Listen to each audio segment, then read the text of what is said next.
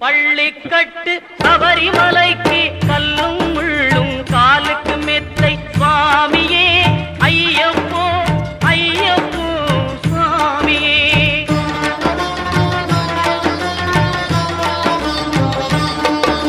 நெய்யபிஷேகம் சுவாமிக்கே கற்பூர தீபம் சுவாமிக்கே ஐயப்பன்மார்களும் கூறிக்கொண்டு ஐயனை நாடி சென்றிடுவார் சபரிமலைக்கு சென்று